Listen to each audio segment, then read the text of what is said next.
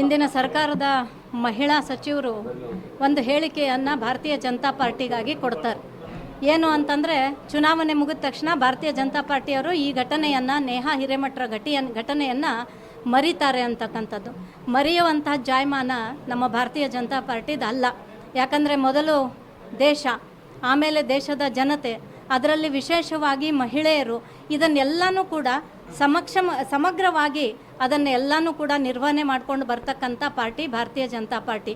ಇವತ್ತು ನಿಮ್ಮ ಸರ್ಕಾರ ಇದ್ದಾಗಲೇ ನಿಮ್ಮ ಪಕ್ಷದ ಒಬ್ಬ ಕಾರ್ಪೊರೇಟರ್ನ ಮುದ್ದು ಮಗಳು ನೇಹಾಗೆ ಹಾಡುವಾಗಲೇ ಈ ಒಂದು ಘಟನೆ ಆಗ್ತದೆ. ನೀವೆಷ್ಟು ಎಚ್ಚರಿಕೆಯಿಂದ ಇದ್ದೀರಾ? ನಿಮ್ಮ ಸರ್ಕಾರ ಎಷ್ಟು ಆ ಫಯಾಜ್ನನ್ನು ಶಿಕ್ಷೆಗೊಳಪಡಿಸಿದೆ ಅನ್ನೋ ಪ್ರಶ್ನೆಯನ್ನು ನಾನು ಕೂಡ ಮಾಡ್ತಾ ಇದ್ದೇನೆ. ಹಾಗಾಗಿ ನಮ್ಮ ಭಾರತೀಯ ಜನತಾ ಪಾರ್ಟಿ ಹೆಣ್ಣು ಮಕ್ಕಳ ಪರವಾಗಿರುವಂಥ ಪಾರ್ಟಿ, ಹೆಣ್ಮಕ್ಕಳ ಸುರಕ್ಷತೆಯನ್ನು ನೋಡ್ಕೊಳ್ಳುವಂಥ ಪಾರ್ಟಿ. ನಾವು ಚುನಾವಣೆಗೋಸ್ಕರ ಇಂಥ ರಾಜಕಾರಣವನ್ನು ಮಾಡಂಗಿಲ್ಲ, ಮಾಡೂ ಇಲ್ಲ, ಮುಂದೆನೂ ಮಾಡೋದಿಲ್ಲ. ಹಾಗಾಗಿ ಇವತ್ತು ನಿಮ್ಮ ಸರ್ಕಾರ ಇದೆ, ನಿಮ್ಮ ಮುಖ್ಯಮಂತ್ರಿಗಳು, ಗೃಹ ಮಂತ್ರಿಗಳಿದ್ದಾರೆ, ನೀವು ಒಬ್ಬ ಮಹಿಳೆ ಇದ್ದೀರಾ, ನಮ್ಮೆಲ್ಲರ ಮನೆಗಳಲ್ಲೂ ಕೂಡ ಹೆಣ್ಮಕ್ಳಿದ್ದಾರೆ. ಈ ಹೆಣ್ಣು ಮಗುವಿಗೆ ಆದಂಥ ಒಂದು ದುರ್ಘಟನೆ, ಒಂದು ಏನು ಕೊಲೆ ಆಗಿದೆ, ಅದಕ್ಕೆ ನ್ಯಾಯವನ್ನು ಒದಗಿಸುವಂಥ ಕಾರ್ಯ ನೀವು ಮೊದಲು ಮಾಡಿ, ಆಮೇಲೆ ನಾವು ಅದನ್ನು ಯೋಚನೆ ಮಾಡ್ತೀವಿ.